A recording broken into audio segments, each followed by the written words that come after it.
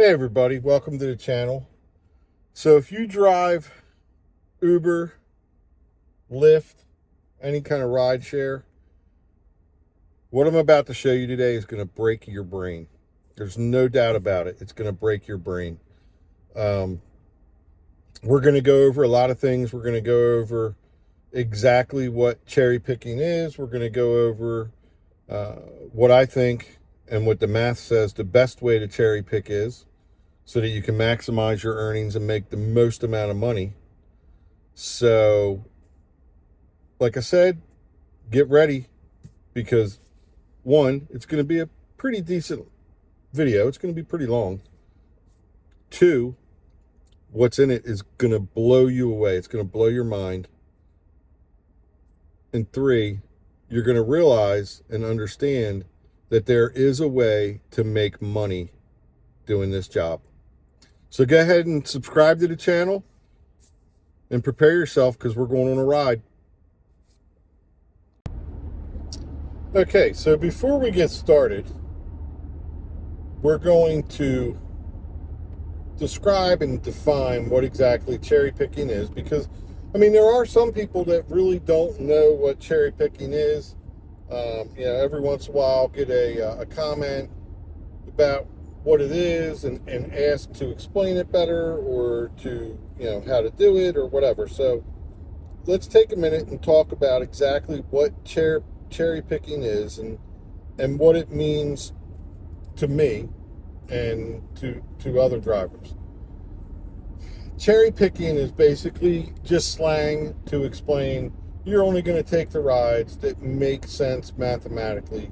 You're going to be extremely selective about what rides you take, so that you're not driving around aimlessly and driving long distances to pick people up for rides that make no sense monetarily. And that's cherry picking in a nutshell.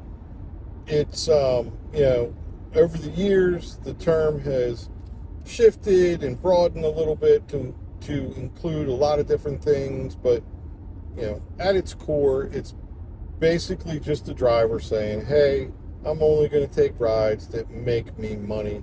I'm not going to take these rides that lose money. And that's pretty much it. So now that we understand exactly what cherry picking is, we're going to have to shift and talk about how to cherry pick effectively, and how to maximize the amount of money that you can get. I am a very selective cherry picker, in the sense that I pretty much take most rides below 10 miles. If it keeps me in the area that I drive, because by the end of the day, when I do that, I'm usually right around $350 on a 10 to 12 hour day. And as you bounce around the area that you drive in, I mean, you might get one ride that you think, oh, this ride really isn't worth it, or it's borderline, or whatever it may be. But when you get to the location and drop that person off, lots of times as the day goes on, I feel like Uber and Lyft pay you a little bit better money when you do that. And I could be wrong, but I don't think I am. I feel like they pay you a little bit more money, but also you maximize the amount of time that you have a passenger in your vehicle. That's the whole goal of this game, is to maximize the amount of time that you have passengers in the car. If you can do that, you're going to be okay. You're going to make money. So when I say I'm a selective cherry picker, everything under 10 miles I take. If it's a trip that's going further than 10 miles, it better be damn good as far as pricing, or it better be going to one of the 3 airports around me. Because if it's not going to one of the 3 airports around me, I don't want it. And the simple reason is I feel like the majority of the time you do get rematched when you drop off, even if it's just for a $10 or $15 ride. When you add that to the ride that you just did, if you did a ride that was, let's say, $30 and you get another ride that's 10 or $12, you're now at $42, and maybe you get a tip from both people. Let's say you get another $20 in tips, which that's not uncommon with airport rides, is to get a $10 tip, in my opinion. It's very common to see $10 tips in airport rides. And so now you're at $60, and you're probably, at the end of the day, only about an hour, maybe an hour and 10 minutes into it, has been my experience. So, again, now that we've kind of talked about cherry picking, we're going to move on to the next subject. All right, everybody. So here's how I cherry pick. I mean, I'm sure drivers, you hear a lot of drivers saying, oh, don't go below $2 a mile. You know, don't work for less than $40 an hour. Don't work. I mean, I wouldn't work for less than $40 an hour either. But later in this video, you'll see how on December 27th, yesterday, I averaged over $57 an hour. So stay tuned, and I'll show you exactly what the numbers are and give you my thinking behind those numbers and what they mean to me and what they should mean to other drivers. But back to how I cherry pick. My cherry picking is simple. I take every ride that is within 3 miles and doesn't go more than 10 miles. Plain and simple. I don't care what the numbers are. I don't care what they offer. I take the rides.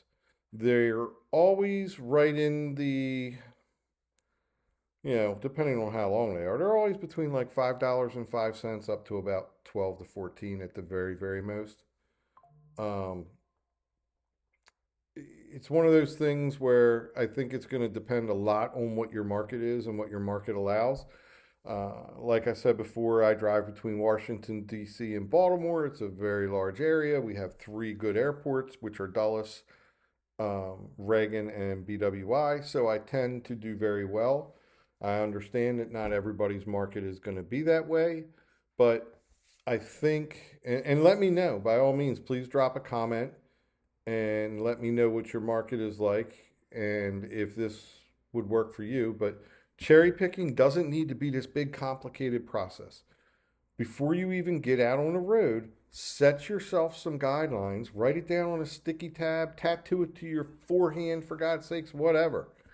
Don't take any rides between X and Z. If you don't want to take a ride that's 15 miles away, that's only going 8 miles, then don't take it. Okay, but write these guidelines down, put them on your car, tattoo them on your forehead so you see them in the mirror. Whatever you need to do, you need to stick to your guns and do that. But that being said, you do have to paint with a wide brush. Otherwise, you're not going to make any money. And what are you even out driving rideshare for? What are you out doing Uber and Lyft for? If you're declining 90% of the rides, you're wasting your time. You really are. You're wasting your time.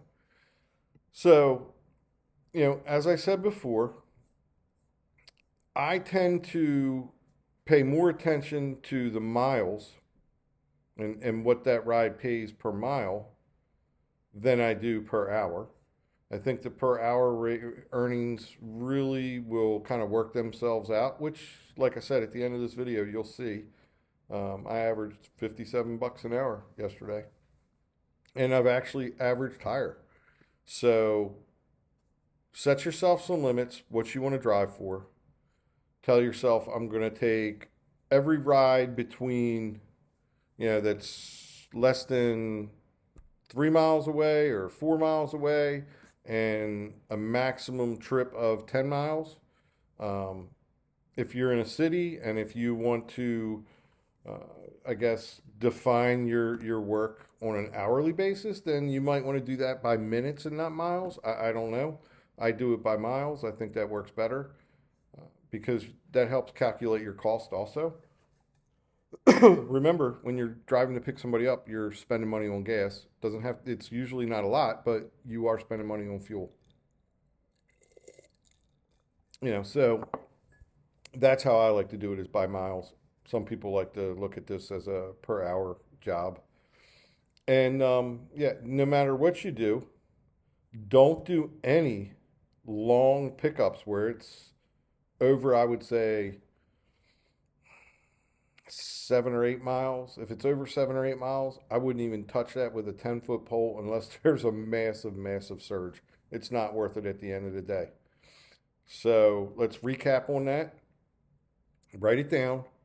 Remember what you're going to drive by, whether you're going to concern yourself with the miles or you're going to concern yourself with the hourly rate. If it's miles, you want to count the miles too. Keep it under 5. You want to count the miles, how far you're going to drop that person off. 10, 11 or less. Keep in the same area that you're comfortable in driving in. Only take long rides. For me, I only take long rides that go to one of those 3 airports because I generally get rematched. And that happens usually before I'm even off the airport loop. And it helps boost my money, plain and simple. Airport rides tend to get better tips, so I take that into consideration also, and you might want to do that as well. Write it down, put it there, and stick to it. Let me know how it works for you. That's the simplest and easiest way to do cherry picking. And I think if you do this and you just take every single ride that is less than 10 miles and less than 3 or 4 miles away to pick them up, at the end of the week, when you add up what you paid in fuel, what you set aside for maintenance, and how much money you made, you're going to see that I'm 100% right and that you made money. Let me know in the comments. And hey, stay positive, get out there and drive, make as much money as you possibly can. And if you like this kind of content, subscribe to the channel. I'll see you all in the next video, which is probably going to be in about 10 seconds. And we'll go from there. Talk to you soon. Okay, so here are my numbers from yesterday, December 27th, 2025. And this is my my cherry picking that I do, which is I basically accept everything below that 10, 11 mile threshold. I did some airport reservation rides yesterday. I did a couple airport runs. Like I said, I do take the airport runs simply because they generally tip better, and that kind of juices your money a little bit. But this is what cherry picking does for you. And let me put my glasses on here because I can't really see this all that well. But as you can see, my total time with passengers in the car yesterday was 4 hours, 37 minutes. And my overall hourly rate was $57.89. I did $411 and I think 54 cents. Let me check real quick. Let's see. Uber.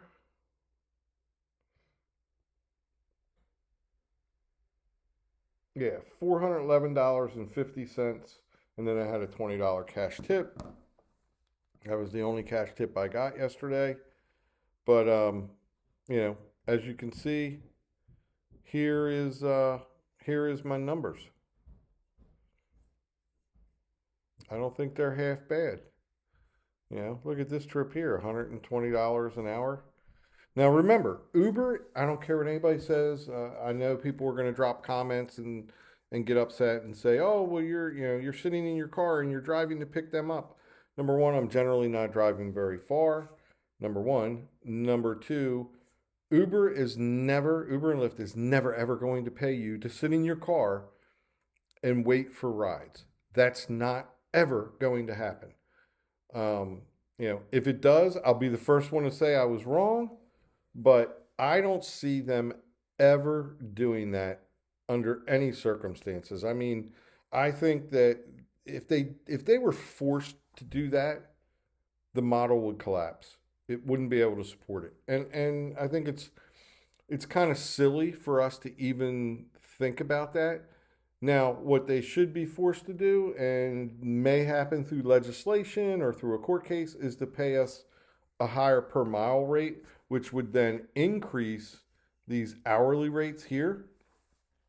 Um, but they're only ever going to pay you when you have a passenger in the car. Every once in a while, both apps will bump your pay up a little bit and give you a little bit more money to drive a long distance to pick somebody up.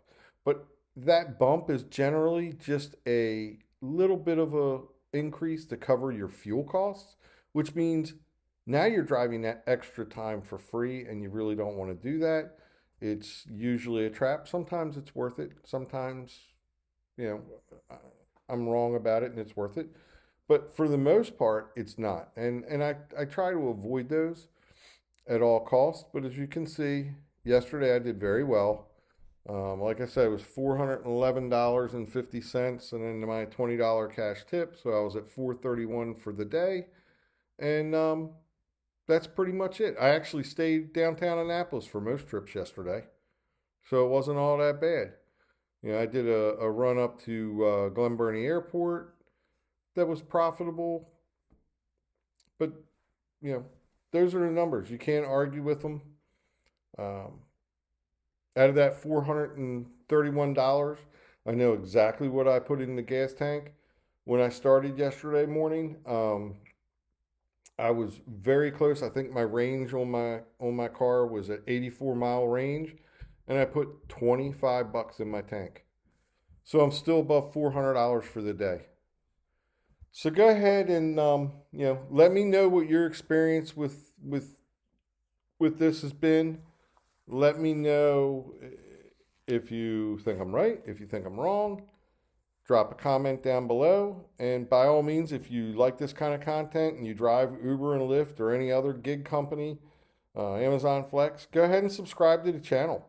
And, I'll keep making these videos. We're going to talk about a lot of different things after the first of the year into 2026, because I want to also show everybody how I've been able to leverage small amounts of my YouTube, or small amounts of my my Uber and Lyft income, to turn it into investment income with buying small amounts of stock, the Bitcoin, XRP, stuff like that. We're going to get into, can an Uber driver actually turn a little bit of money into a lot of money? So stay tuned for 2026, and by all means subscribe, and I hope to talk to everybody soon. Drop some comments. Thanks. Take care.